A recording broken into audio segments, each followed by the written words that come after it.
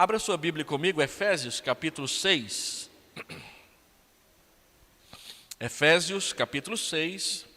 Eu quero ler do verso 10 ao verso 20, mas nós vamos nos concentrar no verso 18 e 19 hoje. Estamos quase terminando a nossa exposição de Efésios. Era para ser 16, depois virou 25, agora caiu para 24. Domingo que vem a gente termina. Acompanhe comigo. Quanto ao mais, sede fortalecidos no Senhor e na força do seu poder. Revesti-vos de toda a armadura de Deus para poderdes ficar firmes contra as ciladas do diabo. Porque a nossa luta não é contra o sangue e a carne, e sim contra os principados e potestades, contra os dominadores deste mundo tenebroso, contra as forças espirituais do mal nas regiões celestes. Portanto, tomai toda a armadura de Deus para que possais resistir no dia mau, e depois de teres vencido tudo, permanecer inabaláveis. Estais, pois firmes, cingindo-vos com a verdade e vestindo-vos da couraça da justiça. Calçai os pés com a preparação do evangelho da paz, embraçando sempre o escudo da fé, com o qual podereis apagar todos os dardos inflamados do maligno. Tomai também o capacete da salvação e a espada do Espírito, que é a palavra de Deus. Como? Com toda a oração e súplica, orando em todo o tempo no Espírito, e para isto vigiando com toda perseverança e súplica por todos os santos. E também por mim, para que me seja dada no abrir da minha boca a palavra para com intrepidez fazer conhecido o mistério do Evangelho, pelo qual sou embaixador em cadeias, para que em Cristo eu seja ousado para falar como me cumpre fazê-lo. Tíquico, até o verso 20. Vamos orar. Pai amado, Deus querido, nós lemos a Tua palavra e queremos estudá-la. Que a Tua graça bondosa, que o Teu amor presente, que a Tua fidelidade esteja sobre nós, para que ao entender a palavra sejamos aptos para obedecê-la e cumpri-la na nossa vida pessoal, em nome de Jesus. Amém. Antes de trabalhar aqui o que eu preparei, dá uma olhada no verso 18 e no verso 19. Observe que Paulo diz assim: com toda oração, orando em todo tempo, vigiando com toda perseverança e súplica por todos os santos. Essa expressão toda, todo, todas, ela dá o formato, a estrutura da passagem que nós vamos trabalhar. E ele mostra para nós que são 4 assuntos que Paulo esboça para nós aqui. Eu dividi esses 2 versos em 2 estudos, vou fazer a metade hoje, a metade domingo que vem, de modo que nós vamos trabalhar 3 pontos hoje e 2 pontos na semana que vem. Embora eu tenha dito aí que são 4, eu vou fazer mais um preparatório com os irmãos, tá bom?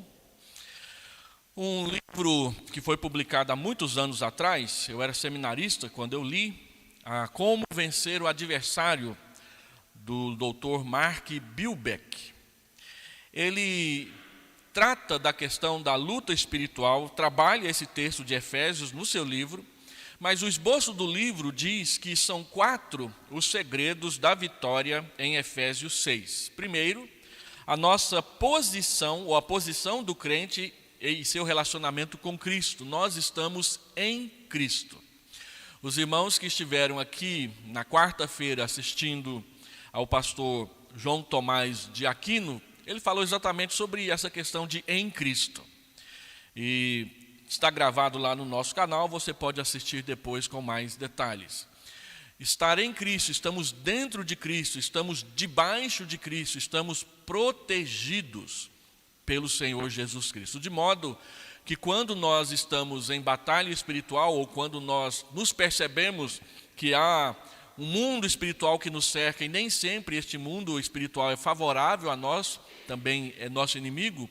Paulo fala aqui de lugares tenebrosos do mal. nós podemos ter a tranquilidade de que, mesmo não enxergando o nosso adversário, ele não pode nos destruir, porque ele tem que passar por Jesus antes de nos alcançar. Nós estamos protegidos no sangue, na justificação, na justiça do nosso Salvador. Quando você lê aí as armas ou as partes da armadura, um erro muito comum é nos concentrarmos simplesmente nos elementos descritivos: couraça, cinto, sandália, espada e capacete. Mas a ênfase de Paulo não está nessas coisas, elas são apenas ilustrações para entender o que está ligado a elas. É a couraça da justiça. Então, o que protege a nossa vida é a justiça de Cristo. Quando ele fala do capacete da salvação, o que protege a nossa mente não é um capacete, é a salvação. É o fato de que fomos salvos, perdoados por Jesus Cristo, que garante que a nossa mente não vai ser contaminada pelas mentiras, pelas seduções, pelas ilações de Satanás na nossa vida. Quando ele fala do cinto da verdade, não é um cinto que segura uma calça, é a verdade que dá sustentação a todo o resto da nossa vida. A justiça, a salvação, o evangelho, a espada do Espírito são sustentados na nossa vida pela verdade. Nós não cremos em mentiras, em fábulas, em invenções. Então, quando ele fala da espada, não é esse objeto de 30, 40, 50 centímetros, que pesa entre 1 quilo e 2 quilos, que o soldado carregava na cintura, que ele está falando. Ele está falando da palavra. Então, se você quer aprender a lutar no campo de batalha espiritual, você precisa conhecer a palavra, entender a doutrina, saber o que aplica a que e quando e por quê. Então, às vezes eu fico brincando aqui na igreja que quero fazer uma gincana nível 3, né? A gincana nível 1 é quem foi a bisavó de Davi. Aí todo mundo sabe, foi Ruth, né?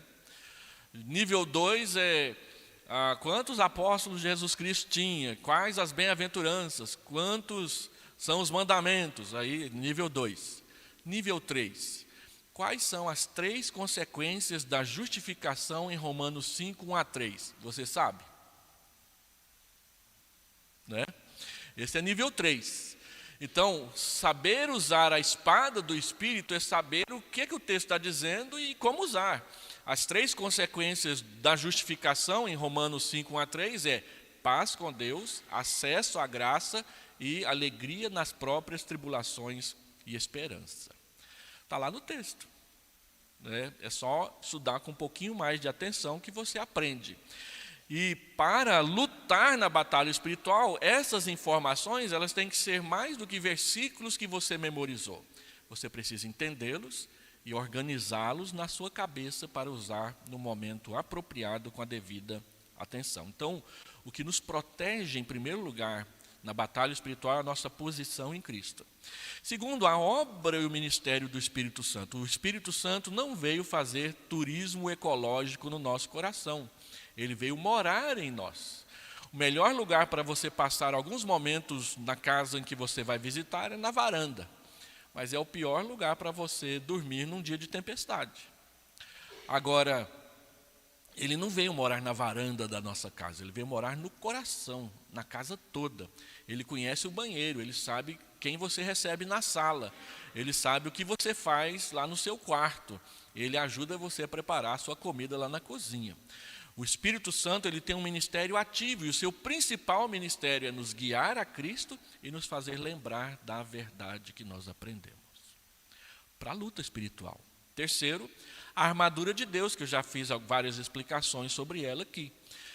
Deus nos dá elementos que nós podemos usar quando estamos sob o ataque do inimigo e quando estamos em luta espiritual. A verdade, a fé, a salvação, a justiça e a palavra de Deus.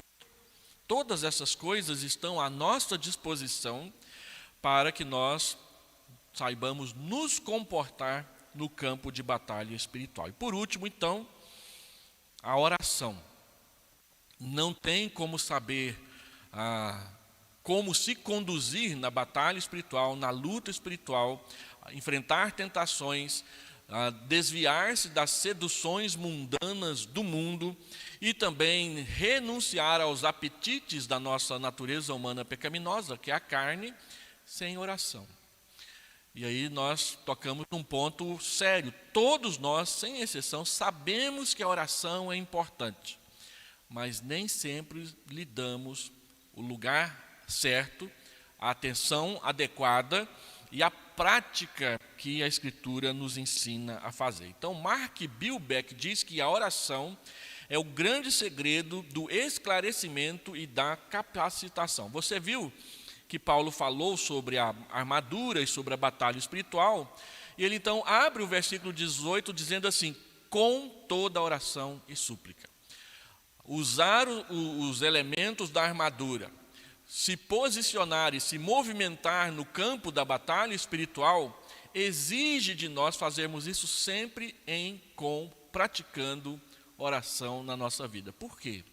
A oração é o principal elemento do discernimento espiritual. É na comunhão com Deus, é na intimidade com Deus que nós percebemos a aproximação do inimigo, as ações estratégicas do inimigo, os ataques do inimigo, e sabemos discernir o que é o certo e o que é o errado para poder tomar a decisão que vai agradar a Deus e vai nos fortalecer no campo de batalha. Então, nós precisamos entender logo de saída, como introdução, que a oração ela deve permear a nossa luta. Qualquer ação nossa no mundo espiritual é por meio da oração. A eficácia da armadura depende da oração. Você precisa saber o que é verdade, o que é justiça, o que é a salvação, o que é o evangelho, o que é a palavra de Deus, com oração. É a oração que vai dar colorido, vai dar sabor, vai dar o tempero, vai dar a possibilidade de que você saiba usar as coisas do jeito certo. A oração te ensina a enxergar no mundo espiritual. Então, quando nossos olhos espirituais são abertos para ver e discernir a luta, a oração nos dá a disciplina necessária para lutar. Você se inscreve na corrida de São Silvestre, 31 de dezembro, lá em São Paulo. Como que você vai participar da São Silvestre sem se preparar para ela? Sem dar umas corridinhas aqui em Goiânia todo final de tarde para se manter em forma. Do jeito que eu estou, se eu me inscrever na São Silvestre, eu não ando os primeiros 3 quilômetros e paro. Meu irmão, que é mais velho que eu, ele vem se preparando há um tempão, porque um dos sonhos da vida dele é correr na São Silvestre. E terminar o percurso. Chegar lá na linha de chegada. Não importa se vai chegar na posição 31.499. O que importa é se vai terminar.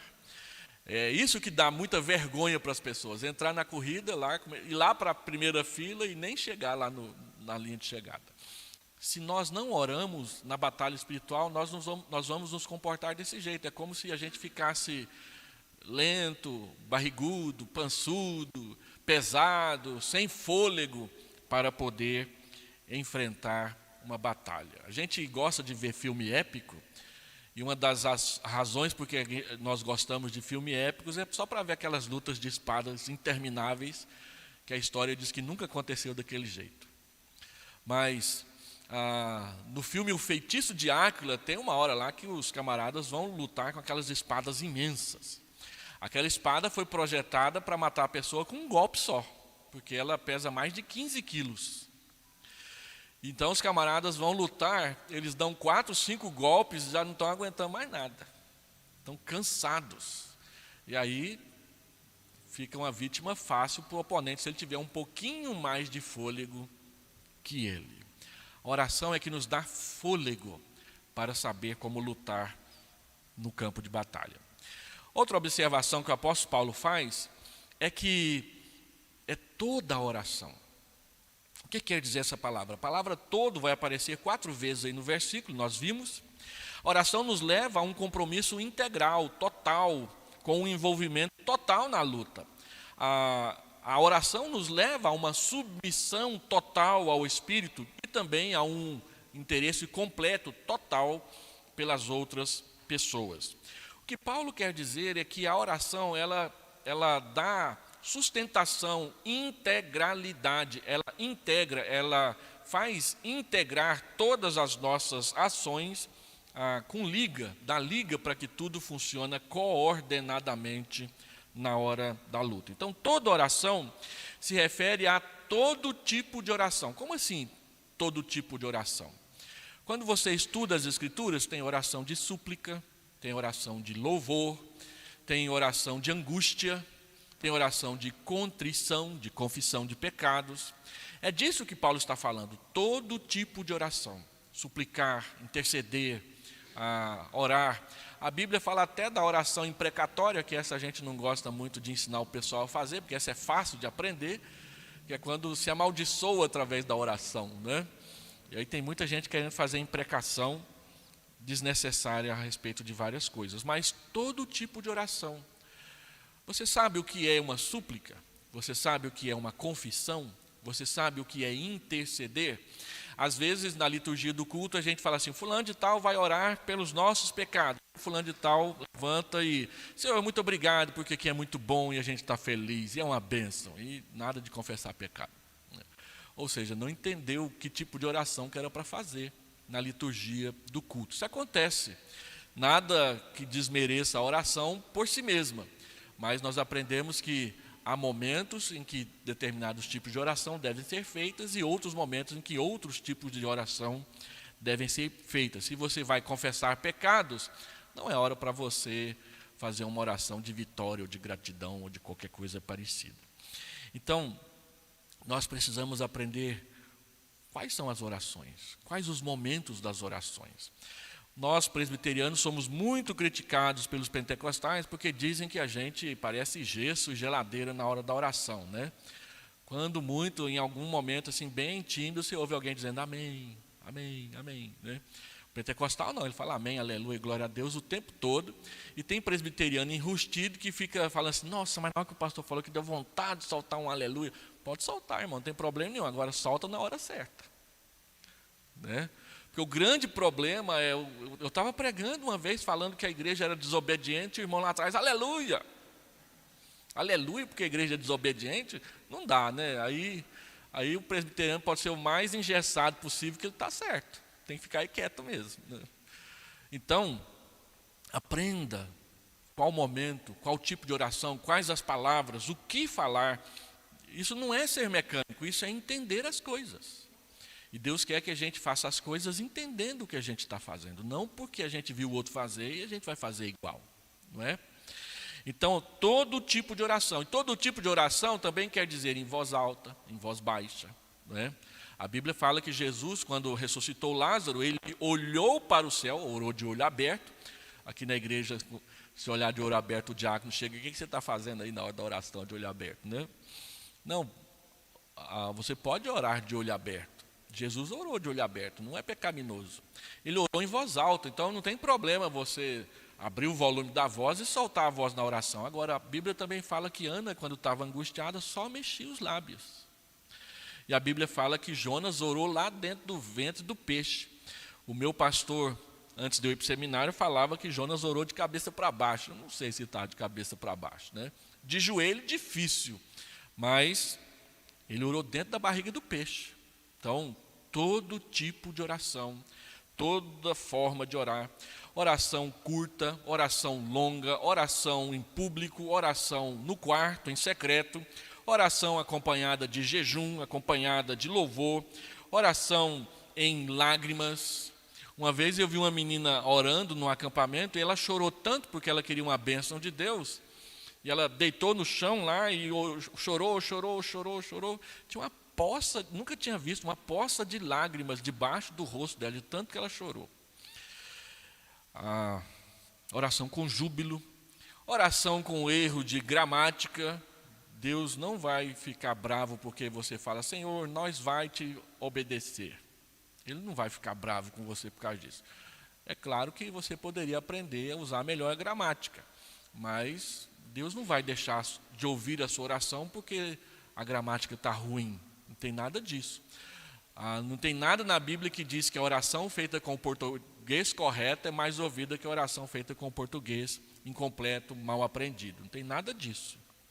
Oração letrada, oração cheia de linguagem. Ó amantíssimo Deus, poderoso e eterno, garboso Pai. Não sei nem o que é garboso, né? Mas Deus sabe. Então, oração doutrinária, oração que sabe a doutrina direitinho. Oração desesperada, como a mãe que está: Senhor, me ajuda, porque meu filho caiu na cisterna, eu preciso pular lá atrás dele. Uma vez meu irmão caiu dentro de uma fossa seca, minha irmã caiu dentro da cisterna, minha mãe estava grávida, não pensou duas vezes, pulou atrás dela para não morrer afogada, e até que meu pai trouxesse a escada, né? Oração desesperada, e já com a ação junto, né? Deus ouve. Todo tipo de oração é válida, porque Deus nos ouve atentamente. Uma vez eu estava num retiro do sínodo, e nós estávamos pedindo a Deus um avivamento para o Brasil. Aí um irmão se levantou: Senhor, dá-nos um avivamento que não seja pentecostal. Eu falei: ué? A gente pode escolher o tipo de avivamento agora? A gente tem que tomar cuidado com essas coisas. Paulo então fala todo tipo de oração, e ele diz a oração associada com a súplica. Suplicar, aqui no texto, oração e súplica são palavras sinônimas. Súplica enfatiza o rogar, o implorar por misericórdia. Tem horas que a coisa é tão difícil que você não tem outra coisa para falar para Deus ou para pedir para Deus que não a sua misericórdia.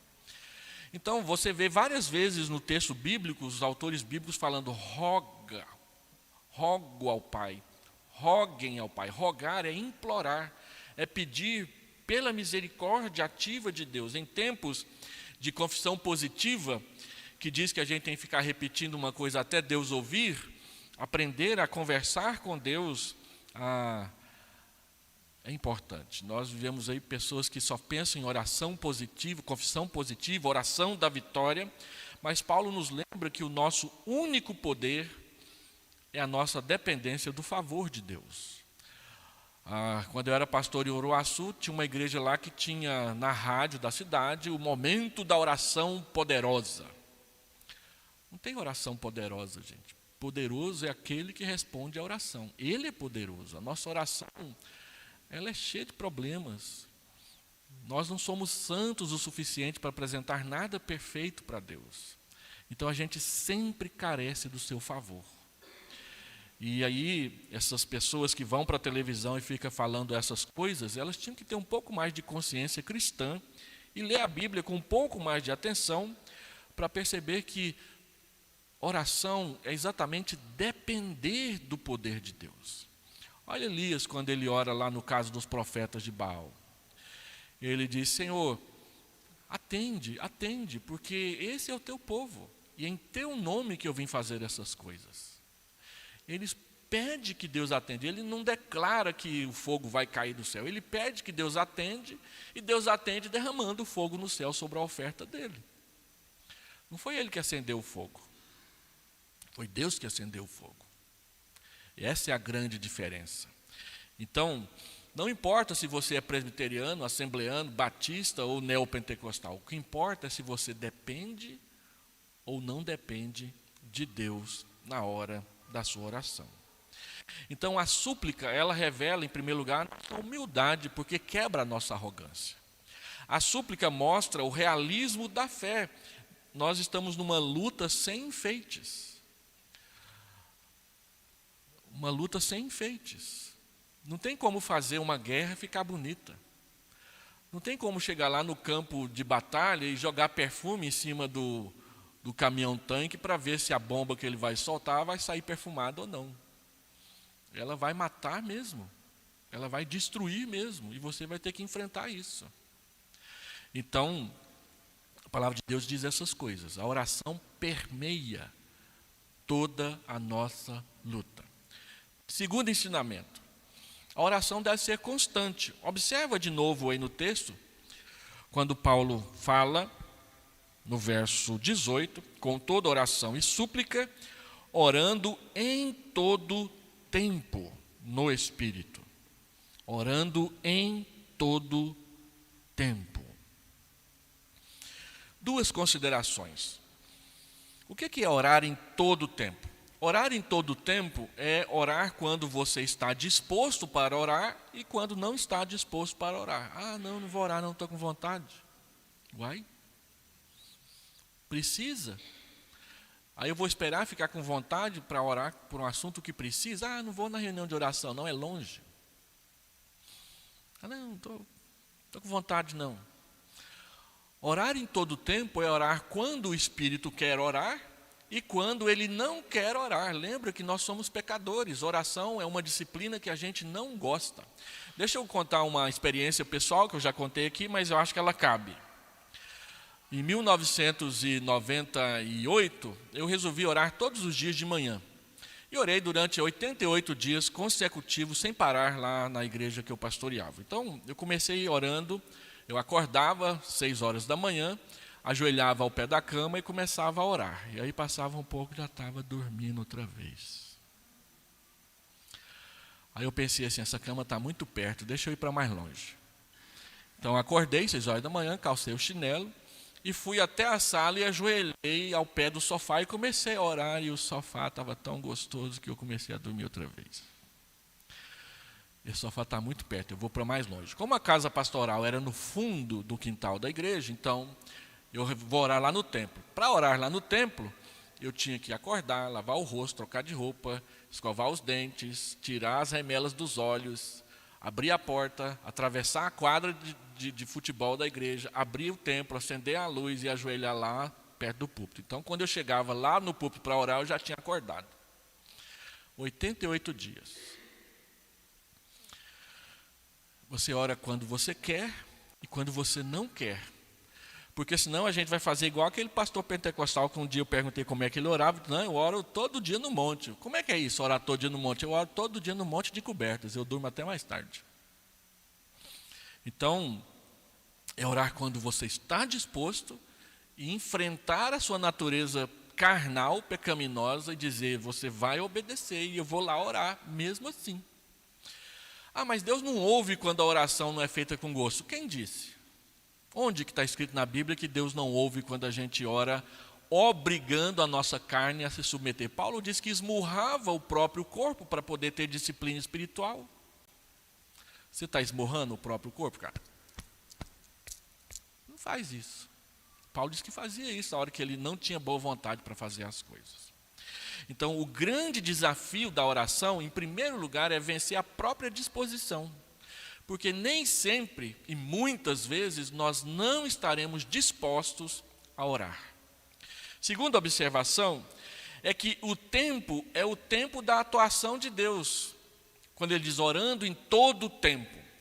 Essa expressão não quer dizer as horas do relógio, de que você tem que orar 4 horas da manhã porque o sacrifício é maior.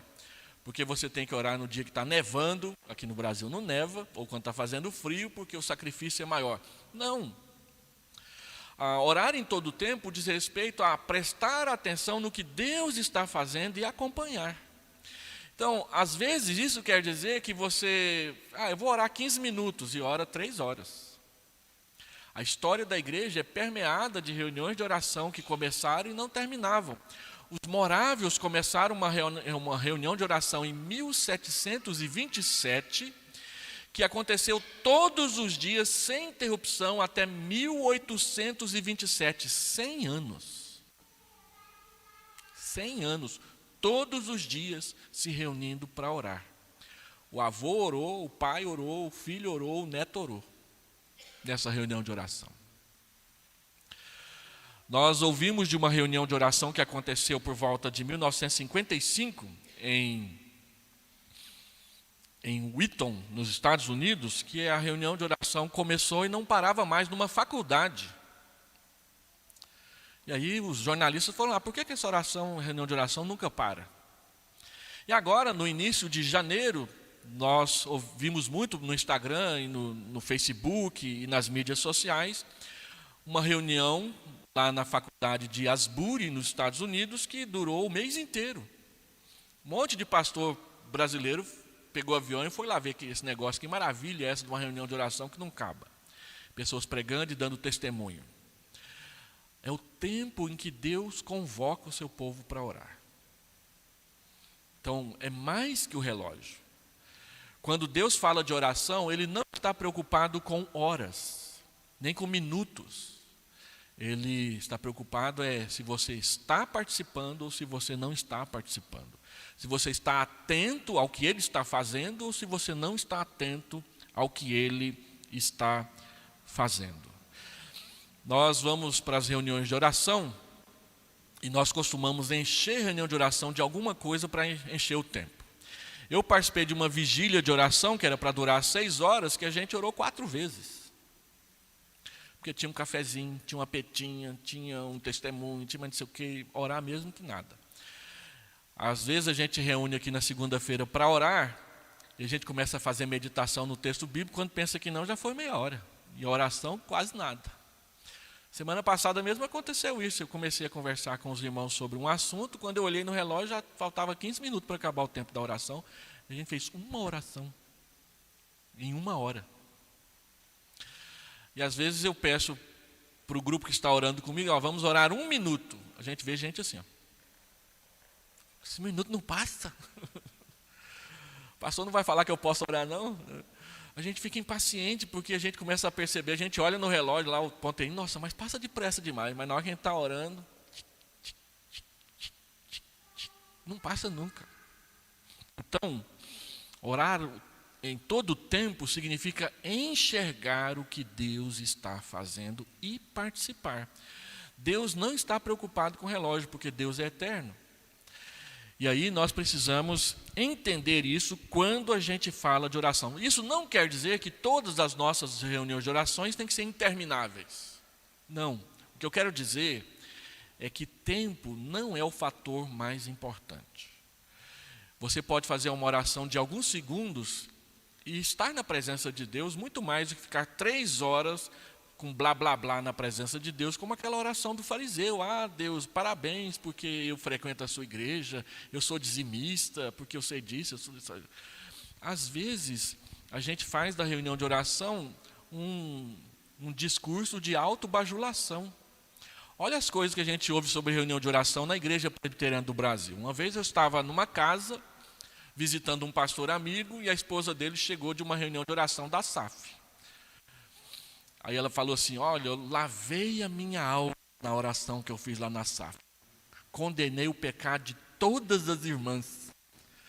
Ela orou para Deus ou ela fez um sermão para as irmãs? Um sermão de carapuça. Aí eu estou dirigindo uma igreja, reunião de oração uma semana, outra semana, outra semana, outra semana. Aí você começa a perceber certas coisas. Depois de 2 anos na mesma igreja, dirigindo reunião de oração, você começa a perceber certos padrões. Aí eu percebi um padrão. Tinha uma irmã que ela ia na reunião de oração e ela fazia fofoca por meio de pedido de oração. Como assim, pastor? Ela chegava lá e falava assim, nós precisamos orar pela família do fulano de tal, eles estão se divorciando. E a esposa falou isso, a esposa falou que eles brigaram, não sei o que tem, vamos orar por isso. Ela foi lá fazer fofoca.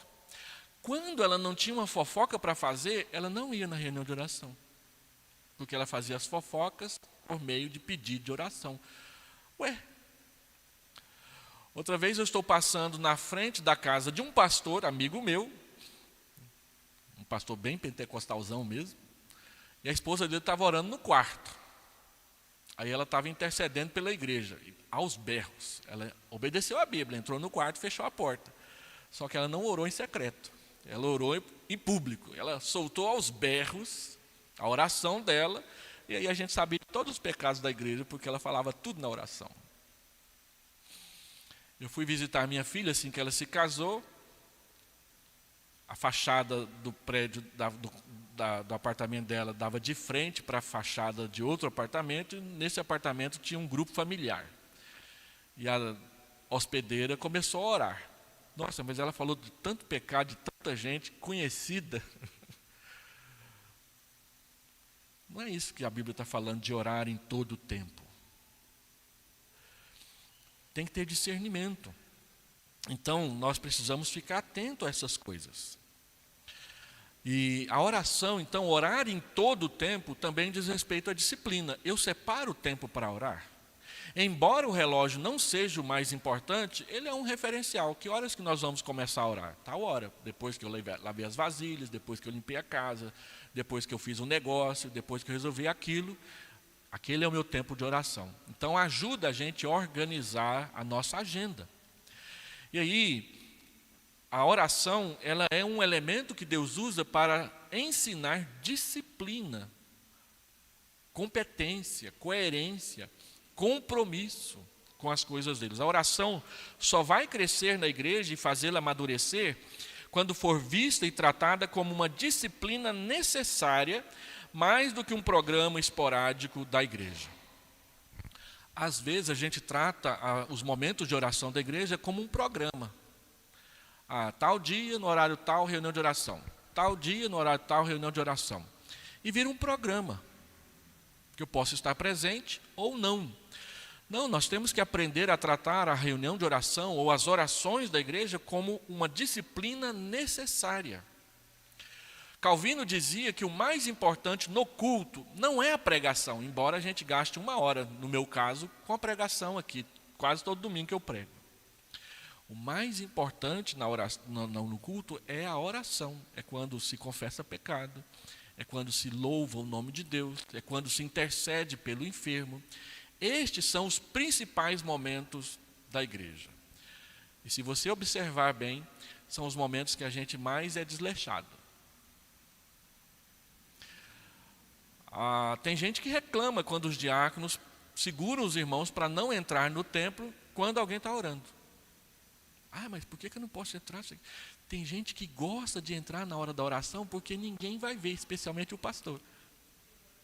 Ele anda na pontinha do pé. Tem gente que nem isso respeita. Entra na hora da oração e já dá aquele aperto de mão barulhento no meio do culto. E coisas que tais. A oração é o ponto principal. É o momento de maior disciplina na vida da igreja. Não é o que dizemos da oração, mas como a praticamos que revela as nossas ideias. Qualquer um fala bem da oração. Todo mundo fala bem da oração. Mas a oração sempre foi o mais negligenciado na igreja. Sempre foram, e eu estou falando isso porque é verdade, as reuniões de orações sempre foram as menos frequentadas da igreja. Até na Bíblia é assim. Porque exige disciplina da gente. E é onde o diabo mais investe, porque o diabo não quer ver o povo de Deus orando. Então ele investe pesado para atrapalhar a gente na oração. Para algumas pessoas, a reunião de oração é a chatice da igreja. Para que isso? Uma vez um presbítero chegou para mim e falou assim: pastor, tira da liturgia do culto um momento de contrição. Nossa, que chatice. A gente fica a semana inteira lidando com um patrão chato, atendendo cliente enjoado, lidando com um colega que não gosta de trabalhar, ainda chega na igreja e eu tenho que dizer para Deus que eu sou um pecador. Não, tira isso da liturgia. Um presbítero. Mas não dá para fazer uma coisa dessa, né, irmão? A gente tira o presbítero do presbiterato, mas a gente deixa um momento de contrição. Você vai em algumas igrejas aqui em Goiânia, não tem contrição. Ninguém confessa que é pecado. A igreja neopentecostal abomina falar em contrição, porque eles são o povo da vitória. É ou não é? Então, na igreja presbiteriana, uma das coisas que as pessoas mais pegam no pastor para acabar é com o momento de contrição no culto. Vocês sabiam disso? É o momento mais chato da liturgia. E é por causa da contrição que a gente fala que os presbiterianos são um bando de gente engessada. Porque é o momento que exige mais silêncio do povo. Então, saiba sobre isso. Orar em todo o tempo é também criar oportunidades. E quando é possível, você pode orar parado no semáforo, lá dirigindo seu automóvel. Você pode interceder quando alguém coloca lá no grupo informativo da igreja, pedido de oração, fulano de tal foi internado em oração. Aí muitas pessoas colocam lá assim: desculpa a sinceridade, mas colocar aquele sinalzinho assim quer dizer que você orou mesmo? Então, eu comecei a colocar aquele camaradinho de joelho e comecei a ficar preocupado comigo. Eu colocava e depois não orava. Então, agora eu coloco e já oro na mesma hora. Porque pelo menos uma oração eu fiz. Mas às vezes a gente fica colocando, vira só o Adamastê mesmo da Índia, né? Porque o propósito daquela mãozinha posta lá não é oração, é o Adamastê lá do indiano. Ore. Não tem importância se a oração vai ser curta. Não tem importância se você não vai poder ir lá ao pé da sua cama e ajoelhar. Ore. Ore em todo o tempo. Porque a Bíblia diz, orai sem cessar. Não é? Terceiro, também no verso 18, orando em todo o tempo no Espírito. Se o tempo é a atuação de Deus, essa atuação é a atuação do Espírito Santo na nossa vida. Não tem como dissociar, separar o tempo da atuação do Espírito Santo. É Ele quem muda os tempos e as épocas. Atos capítulo 1, verso 5. Ele age no tempo dele, porque ele é vento. Você não controla o vento. Você não sabe o vento. Eu descobri que o brinquedinho que a Clarice mais gosta é catavento. Eu comprei uns 20 para ela. Aí eu coloquei 8 na fachada lá da floreira de casa. Um do lado do outro. E o que ela mais gosta é ver eles rodando. Tem hora que os 8 rodam ao mesmo tempo. Tem hora que só um e o outro não. Aí tem vento num lugar e não tem vento no outro. Do lado assim, ó, a corrente do vento pega um e o que está do lado, 20 centímetros, não roda. E tem hora que nenhum deles roda. O Espírito Santo é assim, talvez ele atinja o que está aqui e não atinja o que está ali. Ele escolhe, ele é soberano, ele determina. Então, o que é bom no catavento? É você procurar onde é que o vento está soprando para ele rodar. E é isso que a gente tem que fazer. Procurar o que o Espírito Santo está fazendo, como ele está fazendo, o que ele está fazendo. O que o Espírito Santo está fazendo na igreja de Vila Nova? Nós estamos vivendo um momento muito bom na vida da igreja. É um fato isso. Nós temos visto muitos irmãos contentes com o que está acontecendo na igreja hoje. Mas por quê? O que o Espírito Santo está fazendo? Ele não está só enchendo a igreja de membros. Ele tem tarefas para a igreja cumprir. Eu falo no conselho constantemente. Olha, a arrecadação está melhorando. Ela está melhorando não é para a gente ficar vaidoso e achar que somos os melhores. É porque Deus tem tarefas para nós. E as tarefas que Deus dá para nós são sempre maiores do que a gente dá conta de cumprir. Agora a gente tem que estar plantando uma igreja em Nerópolis e vem um desafio financeiro medonho aí pela frente. Nós vamos reformar o departamento infantil e já teve gente falando, pastor, é caro demais, não mexe com isso não, pelo amor de Deus, vai endividar a igreja. Leia a pastoral que o presbítero Silvio escreveu para o boletim hoje. Ó, para você ter uma ideia, os presbíteros estão começando a escrever pastoral para o boletim, isso não é um bom sinal, não? Deus está mexendo com a igreja. Eu tenho atendido pessoas no gabinete que estão trazendo os seus problemas para a gente conversar sobre eles, com a intenção de resolver. Não vem só contar, não. Pastor, eu estou arrependido de ter feito isso, me ajuda a resolver a situação. Então, no Espírito, o Espírito ele sopra, ele age. Às vezes a gente acha que ele vai atingir o irmão que está sentado lá debaixo da cobertura, lá no último banco, mas ele atinge o que está ali, a gente nem olhou para ele na hora da pregação. Ele faz essas coisas. Uma vez eu quis falar sobre roupa indecente na igreja, porque tinha uma irmã lá que gostava de usar roupa indecente. Vou fazer um sermão. Para não deixar a irmã muito envergonhada, eu avisei que eu ia pregar sobre roupa indecente no domingo anterior. Olha, domingo que vem o pastor vai falar sobre o uso de roupa indecente na igreja. Então, você está avisado. E não adivinha que no dia do sermão ela veio mais indecente que o normal? Eu falei o sermão. Pensei, essa aí nunca mais vem aqui na igreja depois desse sermão, né? Só que Deus não falou com ela. Deus falou com uma menina que chamava Aparecida, que apareceu lá na igreja aquele dia. E a Aparecida depois me contou, eu tive o privilégio de batizar a Aparecida alguns meses depois. E ela contou a história, naquele dia lá que o senhor fez aquele sermão, foi a primeira vez que eu fui na igreja. Eu vim para a cidade estudar e fui morar com a minha tia, e minha tia era membro da igreja. Tinha 6 meses que eu era pastor na igreja, a tia dela não tinha aparecido na igreja uma única vez. Nem sabia quem era, como pastor da igreja. Era uma igreja pequena, tinha 70 membros. Então, a igreja de 70 membros, dá para a gente saber quem é todo mundo rápido. E aí ela veio à igreja e falou, olha, eu vou na igreja hoje. Membro da igreja, 6 meses sem aparecer no culto. Vou na igreja hoje. A nossa igreja ficava numa rua que tinha 3 igrejas. E em relação à casa dela, a nossa igreja era a última. Tinha que passar na frente das outras 2 primeiro, para depois chegar na nossa. Então elas foram. Elas passaram primeiro na frente da igreja católica, bonita, na praça, suntuosa. E a menina pensou assim, deve ser nessa, né? E fez menção de entrar. Aí a tia falou, não é nessa não, é na próxima. E aí, no quarteirão seguinte, tinha a igreja batista, uma igreja simples ali, igual a nossa. Aí ela pensou, deve ser nessa então. E fez menção de entrar na igreja batista. E a tia dela falou assim, não é nessa não, é na próxima. Aí a próxima era a nossa. Que nessa época parecia o castelo do Conde Drácula, de tão mal cuidado que estava. E aí ela entrou, e era o dia que eu estava fazendo sermão contra a roupa indecente. Eu queria atingir a irmã que estava sentada de cá. Ela sentou de lá. Ela entregou a vida para Jesus naquela noite, com um sermão sobre roupa indecente. E ela conheceu um rapaz lá na igreja.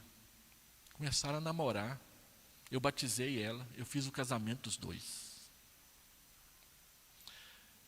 E que bênção que foi ter Aparecida que apareceu na igreja naquela noite. Deus faz assim, Ele sopra. E nós temos que estar atentos a esse sopro do Espírito para a gente não perder a passada. Senão ele vai para cá e a gente vira à direita e perde o rumo. Então, meus irmãos, Ele age no tempo dele, Ele não age no nosso. Nós temos que nos organizar para estar sempre atentos e acompanhar o nosso Senhor, o Espírito Santo. Estava escrito numa fachada de igreja uma vez que eu passei na porta, pare de sofrer. Vocês sabem de que igreja que é, né? Pare de sofrer. Uai, é eu que escolho parar de sofrer. E aí vem para a nossa igreja, né? Nós usamos o poder de Deus para resolver todos os problemas. Essa pessoa diz, nós usamos o poder de Deus para resolver todos os problemas. Será que realmente podemos manipular dessa forma o poder de Deus, que nem é nosso? Orar no Espírito também não é orar em línguas, como algumas pessoas interpretam. Não, orar no Espírito é orar em línguas, os dons do Espírito. Orar no Espírito quer dizer, em primeiro lugar, orar em obediência à sua vontade. É estar dentro do Espírito, debaixo do controle do Espírito. Então nós devemos orar, pedir que Ele nos guie na oração, porque Romanos 8, 26 diz que nós não sabemos orar como convém e o Espírito nos assiste. Todas as nossas orações são amparadas pelo Espírito Santo que nos acompanha na hora da oração. A palavra de Deus diz que nós não devemos dar lugar à carne, porque isso nos leva a esbanjar em prazeres. E é o Espírito que nos mostra isso para a gente ser mais humilde. A Bíblia diz que nós devemos orar em harmonia com a palavra, porque ela é inspirada pelo Espírito. 2 Timóteo, capítulo 3, versos 16 e 17. Orar no Espírito é orar independentemente da nossa situação emocional. Se é obediência e se é submissão, não depende do nosso humor. Eu não vou orar não, estou tão triste hoje. Mas as maiores orações, as grandes orações da Bíblia foram feitas em momentos de muita tensão. O Senhor Jesus, angustiado no seu espírito, Ele orou ali no Getsêmani. E orou por nós. Orou na cruz. Quando Jesus orou na cruz, Ele estava com um prego enfiado na mão e nos pés. Estava sentindo dor, muita dor. Então, não depende da nossa situação emocional. A oração é uma luta. Paulo chama a oração de luta em Colossenses 2:1.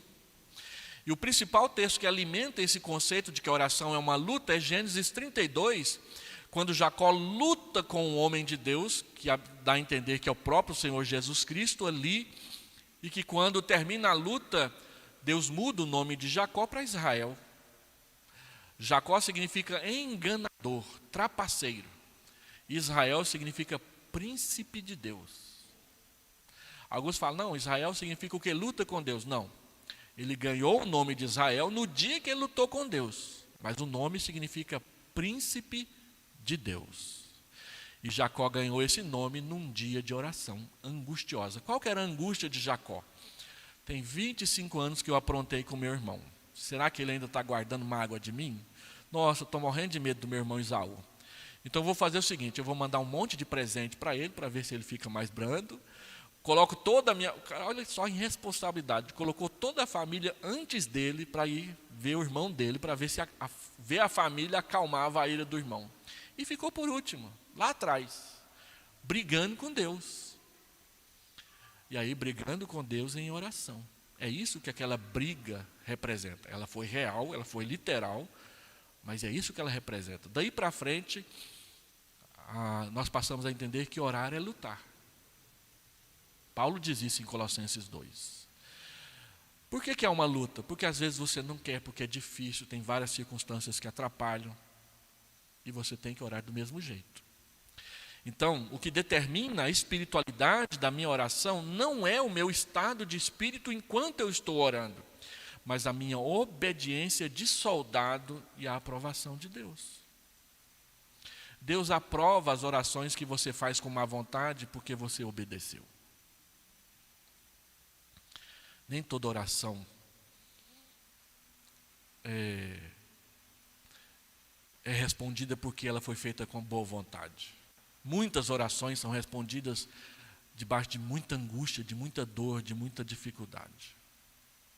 Deus não depende da fé e da oração para fazer, mas Ele chama a igreja para orar em qualquer momento. Senão, nós teríamos de riscar, por exemplo, o Salmo 28, o Salmo 51, que é uma confissão de pecados, o Salmo 55, que é um salmo de angústia, o Salmo 102, o Salmo 130, das profundezas clamo a ti, Senhor, das profundezas da depressão. Então, quando você está deprimido, a melhor receita médica para você é orar. Não é só o remédio lá da farmácia, que vai mexer com o seu humor, mas não vai mudar o problema que você está enfrentando. Não é? Jonas orou no interior do peixe, o cara está dentro do peixe, vai ser digerido pelos sucos gástricos do peixe. E ele ora, Senhor, me tira daqui que eu vou te obedecer. E Deus tira de lá, faz o peixe vomitar lá na praia mais próxima de Nínive, onde ele deveria ter ido desde o começo. Não podemos nos esquecer que a oração é também a revelação de quem nós somos na presença do Pai, em diálogo com Ele. A oração, você está nu na presença de Deus, porque Ele enxerga tudo, Ele sabe tudo, Ele vê todas as coisas. Não tem como esconder o pecado que eu cometi escondido dos outros, de Deus. Se eu traí a minha esposa, Deus viu. Se você manipulou o seu marido para conseguir um presente, Deus viu. Se você enganou o seu filho com a promessa tola, Deus viu. Se você mentiu no trabalho, se você trapaceou no negócio, se você empurrou para o lado alguém que merecia uma promoção mais do que você, Deus viu. Deus vê todas as coisas. Nós estamos nus diante de Deus.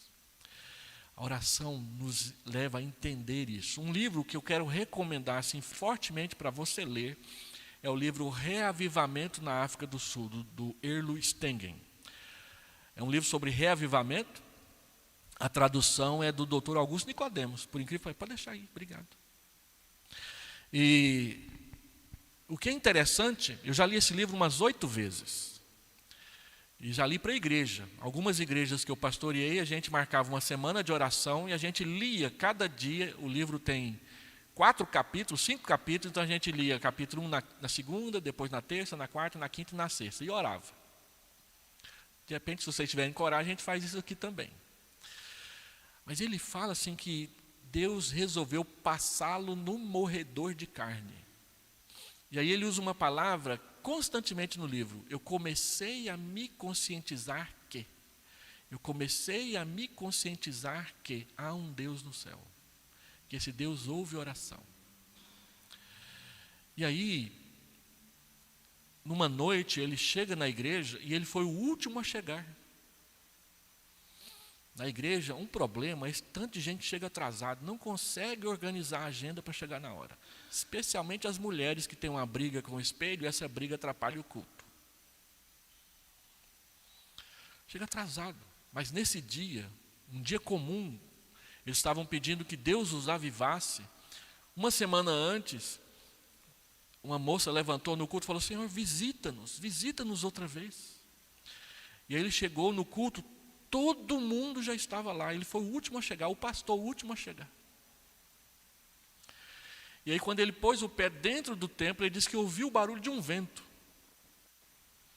E ele disse que não pôde fazer mais nada, a não ser colocar a mão na cabeça, e ali mesmo na porta, ajoelhar e glorificar a Deus. E aí o culto aconteceu normalmente, ele não conta detalhes desse culto. No dia seguinte, ele acordou de manhã, uma feiticeira veio e bateu na porta da casa dele, uma feiticeira. Prega o evangelho para mim, eu preciso de Deus, uma feiticeira. Não sei se foi esse o caso, parece que eles expulsaram uns 11 demônios dela. E ela entregou a vida para Cristo. Ele disse que a partir daí passou a ser comum incrédulos virem até ele e pedir para ele orar por eles. E ele fazia o culto. E não mudou nada na liturgia do culto. Era um culto bem tradicional. Igreja Cristã Reformada Holandesa. Dizem que é mais tradicional que a IPB. Então você tem uma ideia. Ele só falava assim: depois do culto, quem quiser acertar a sua vida com Deus, fique que eu vou orar com você. E aí, ele só falava isso. E milagres começaram a acontecer na igreja. Um dia, uma moça que tinha um tumor no quadril veio ao culto. Cheirava mal. As pessoas sentiram o cheiro ao se aproximar dela. Então ele disse: se você tem alguma coisa para fazer, acertar a sua vida com Deus. Ele não falava que ia orar para cura, nem nada. Ele só falava: se você quer acertar a sua vida com Deus, fique após o culto que eu vou orar com você. Ele estava pregando o sermão dele normalmente. E aí ele viu que algumas pessoas pularam para o lado, lá no banco de trás, e um cheiro horrível tomou conta da congregação. O tumor da mulher explodiu no meio do culto. E no dia seguinte, não tinha nem cicatriz. Ele foi pregar num lugar, e as pessoas começaram a ouvir que as coisas aconteciam quando ele pregava. Aí levavam cegos, levavam pessoas, mas ele só fazia assim: depois do culto eu oro com vocês, se você quiser acertar a sua vida com Deus. Aí um dia, um povo estava indo de caminhonete para vê-lo pregar, estava levando uns doentes, passaram pelo caminho, viu que tinha uma mulher cega, o motorista parou: vamos levar essa mulher cega lá para o pastor orar por ela. Mas todo mundo quer ver milagre, ninguém quer descer da caminhonete para colocar o cego no lugar. Aí, então deixa a cega aí, foram embora. Naquele dia, várias pessoas cegas começaram a enxergar lá no culto. Aí, alguém disse assim: e aquela cega? Vamos lá buscá-la. Voltaram correndo para buscá-la. Quando chegaram lá, ela estava enxergando. Nem tinha ido na igreja. Nós, presbiterianos, não descremos, não somos incrédulos com respeito a milagres. O que nós não fazemos é propalar que hoje Deus vai fazer um milagre aqui. É Ele quem decide. Eu era pastor numa igreja e tinha uma irmã lá que sempre tinha dor de cabeça, e ela falava que eu curava as dores de cabeça dela. Toda vez que eu orava, a dor de cabeça passava. Mas todo culto ela estava com dor de cabeça. Então não curava, né? Só melhorava. Mas ela falava isso. Mas um dia, nessa igreja, um pastor de uma outra igreja pentecostal, a igreja dele tinha fechado na cidade, ele foi visitar o culto presbiteriano. E ele tinha um problema cardíaco. Eu estava pregando fora. E o pastor que estava pregando na nossa igreja nesse dia, no final do culto, disse: olha, se você tem algum problema, vem aqui na frente que eu vou orar com você. E esse pastor foi. E o pastor presbiteriano que estava me substituindo, orou por ele. E ele disse que voltou para casa se sentindo muito bem. Aí ele foi ao médico. O médico disse, você não tem problema cardíaco mais. Então ele falou, olha, Deus me curou lá na igreja presbiteriana. Presta atenção, gente. Deus me curou lá na igreja presbiteriana. A gente não colocou cartaz, a gente não fez programa de rádio, a gente não foi para a televisão. Deus curou ele lá. Na primeira igreja que eu pastoreei, uma irmã estava na chácara do avô, foi andar a cavalo, o cavalo assustou com alguma coisa, ela caiu do cavalo, bateu a cabeça numa pedra de cascalho, trincou o crânio, uruaçu. 385 quilômetros para trazer ela correndo para Goiânia. E ela não podia dormir. Então, trouxeram ela correndo, enquanto o pessoal trazia ela para Goiânia, a igreja começou a orar por ela lá. Ela fez radiografia, quando chegou, uma trinca no crânio. O tímpano tinha estourado, tinha sangrado pelo ouvido. No outro dia estava bem. Aí o médico pediu outra radiografia. A trinca no crânio estava soldada. O tímpano estava colado, sem sinal de estouro. Quando eu vou no médico, o médico olha o meu ouvido e fala, você já estourou o tímpano, né? Não tinha sinal de tímpano estourado. Ela ficou com uma sequela no olho, que o médico falou que uma fisioterapia resolveria. Então nós a chamamos à frente para agradecer a Deus a cura que ele tinha feito. 30 anos atrás. Então, pelo menos um milagre eu posso falar que aconteceu numa igreja que eu fui pastor. Agora, olha para a vida de Eliseu. Eliseu fazia um milagre todo dia? Não. Quando aconteceu aquele episódio do menino que nasceu e morreu, 10 anos depois, foi contar essa experiência lá num determinado lugar, e aí Eliseu fez outro milagre lá nesse lugar. 10 anos de um milagre para o outro, mas a gente é influenciado pelo pentecostalismo que acha que Deus tem que fazer um milagre todo culto, todo dia. Deus não faz. Se Ele quiser fazer, Ele pode. Mas a história bíblica mostra que a maioria dos milagres se concentram principalmente nos maiores períodos de revelação. Então, a gente conversa com um missionário na África, eles contam milagres, o Ronaldo Lidório conta um monte. E a maioria deles acontece sem o seu controle.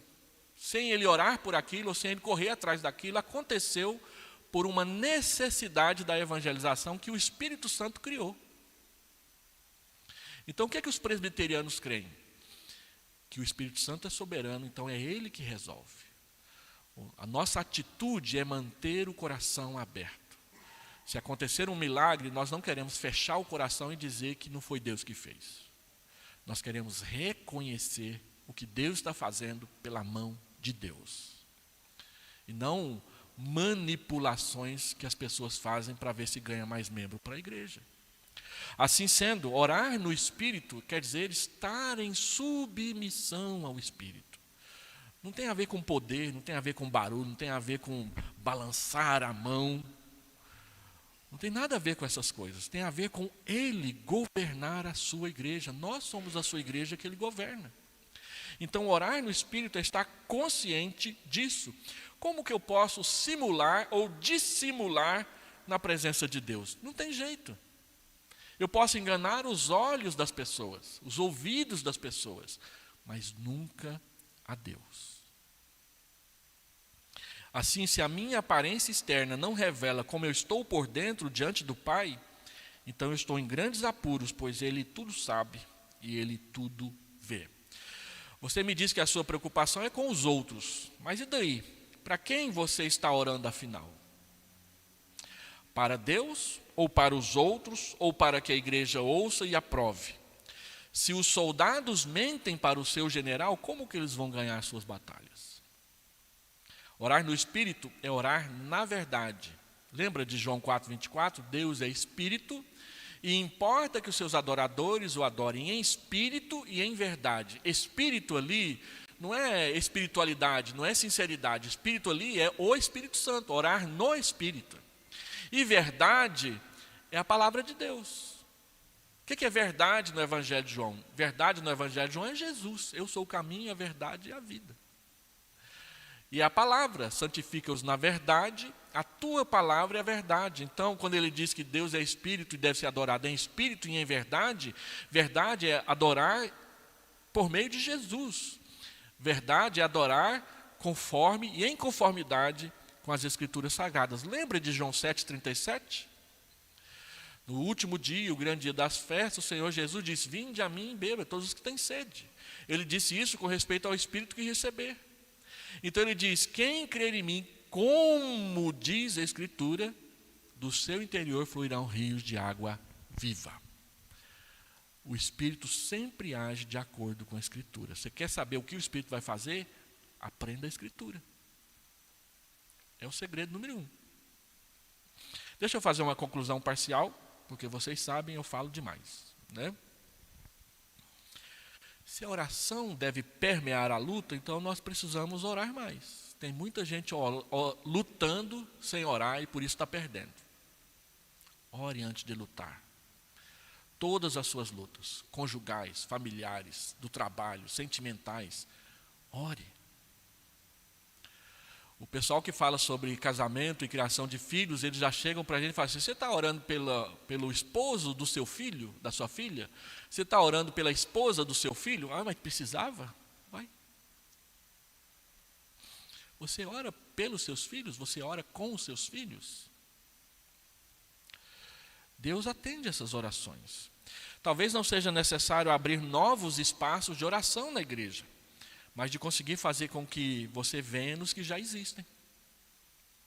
Como eu posso te convencer de que será importante para você, eu mesmo que também muitas vezes sou ludibriado tantas vezes pelos meus afazeres, pela preguiça, pelas ingerências de Satanás na minha vida? O pastor também tem esses problemas. Tem hora que eu venho na reunião de oração empurrado. Jeremias Pereira outro dia falou que ele só foi no culto porque ele era o pastor, senão ele não ia ficar em casa dormindo. Às vezes a gente tem que vir mesmo sem querer. O pastor também sofre disso. Às vezes o pessoal não entende, né? Mas é desejo de Deus que a gente venha. Então faça força, seja diligente, se esforce, ore mais. É preciso praticar mais, que será quando você me ver orando ou eu ver você orando. Lembra, o Senhor Jesus estava orando, Lucas capítulo 11, aí um discípulo viu, os discípulos viram, e um deles falou assim: Senhor, ensina para a gente. Por que eles pediram? Porque viram Jesus orando. A gente aprende a orar com quem já sabe orar. Esse é um fato. É difícil aprender sozinho. Por isso que o discipulado é tão importante na igreja. Se a oração deve fazer parte da luta, então reconheça que você, eu, nós, a igreja de Vila Nova precisa orar mais. Segundo, se a oração precisa ser constante, como fazer com que você e eu não desistamos da oração tão rapidamente como a gente desiste? A única forma é nos animarmos uns aos outros. E nós só faremos isso quando deixarmos de lado as nossas briguinhas de irmãos mal agradecidos e tomarmos a decisão positiva de fazermos dos membros da igreja os nossos melhores amigos nas alegrias e nas dificuldades. Porque era isso que unia a igreja primitiva em torno da oração, com perseverança produzindo comunhão. Você acha que na igreja primitiva não tinha briga? Na igreja primitiva tinha casais como Ananias e Safira, que vendia, mentia e depois queria esconder e ganhar aplauso porque vendeu pela metade e disse que entregou só a metade de oferta, mas disse que entregou tudo. Pedro falou claramente para Ananias: olha, era seu, você não precisava dar. Agora, já que você resolveu dar, por que você mentiu? Para ganhar aplauso? Não precisa. Deus sabe. Então, muitas vezes a gente não ora porque a gente tem rusga uns com os outros na igreja. Ah, não vou lá não, fulano está lá. Vocês acham que não tem isso na igreja? Às vezes eu fico perguntando por que um senta aqui na frente e o outro senta lá atrás. Depois de 4 anos vindo aqui à frente e olhando para a igreja, quase todo mundo senta sempre quase no mesmo lugar. Essa é uma das formas de a gente descobrir quem veio e quem não veio para depois telefonar ou visitar. Aí tem casal que briga. Quando o casal briga, a esposa senta no primeiro banco e o marido senta no último. Eles brigaram hoje, parece que é isso. Vou perguntar se é isso mesmo. É desse jeito. Às vezes tem jovens que senta tudo no mesmo lugar. Aí um dia um está aqui, outro está lá, outro está lá, o outro nem vem. O que é que aconteceu? Alguma coisa aconteceu ali. E a gente vê só pela geografia de como as pessoas têm no tempo.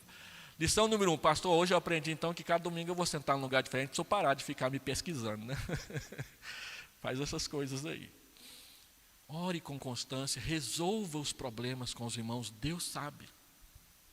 Por último, se a oração precisa ser no Espírito, então a gente precisa conhecer mais o Espírito.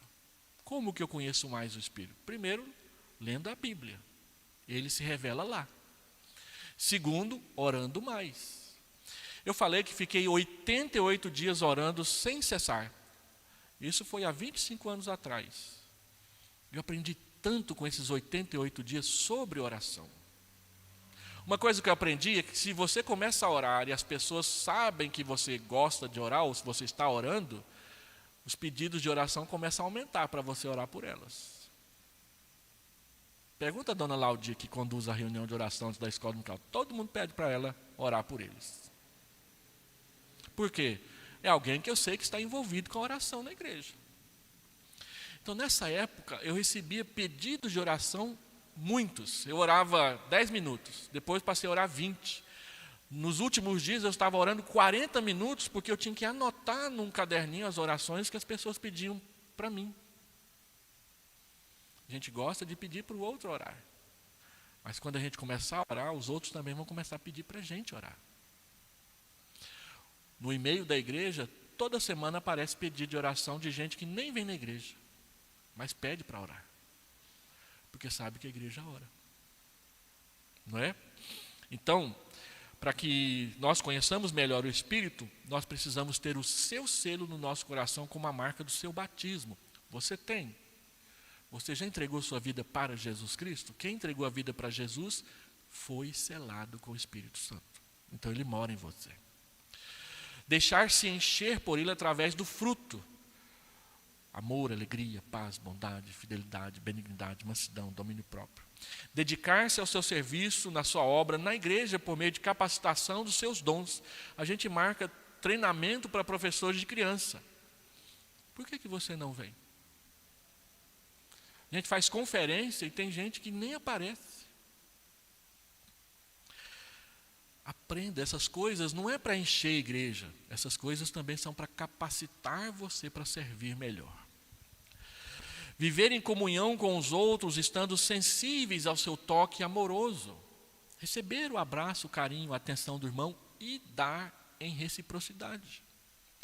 Não o enciumar ou tentar apagar o Espírito Santo, sua influência em nós, valorizando a amizade do mundo em lugar do povo de Deus. A Bíblia diz que o Espírito Santo anseia por nós com ciúme. E a Bíblia fala isso quando diz que muitas pessoas têm os seus melhores amigos no mundo. Tem crente que não gosta de contar seus problemas e pecados para outro crente, mas conta para o incrédulo. Por quê? Porque o crente vai contar para o pastor vai contar para o conselho vai contar para a igreja. Não é bem assim não. A gente ora, a gente intercede, a gente conversa. Não entristecer o espírito com palavras torpes dirigidas descaridosamente contra o seu povo. Quantas vezes a gente faz críticas à igreja na hora de convidar alguém para vir visitá-la? Não é? Mas como é que eu vou visitar uma igreja que o cara fica falando mal dela o tempo inteiro?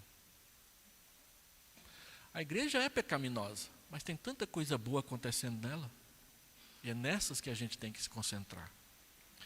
Deixar-se convencer rapidamente pelo Espírito Santo quando pecarmos contra Deus e confessarmos os nossos pecados para que haja purificação de todo pecado e toda injustiça que se houver instalado na nossa alma.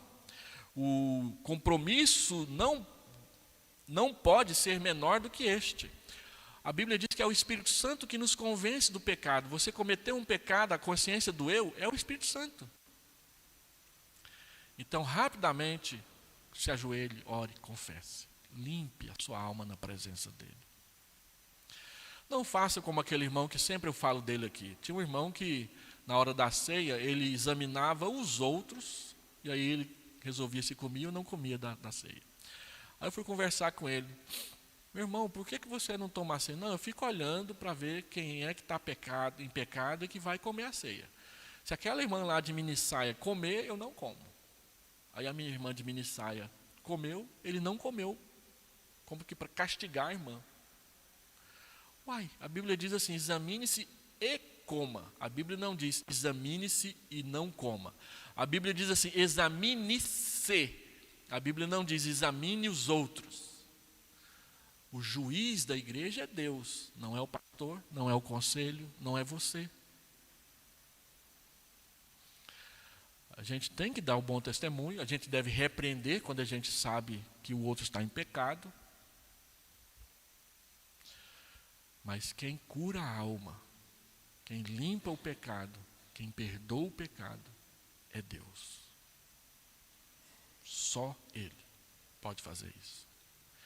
Então, se você tem a oportunidade de ir diretamente a Ele e confessar, não perca essa oportunidade, Deus te deu. E por último, então, até coloquei aqui, esse foi um sermão que eu fiz para domingo à noite. Quando eu terminava ele, eu chamava o povo à frente para orar. Não vou fazer isso agora não, poderia fazê-lo, mas não vou fazer.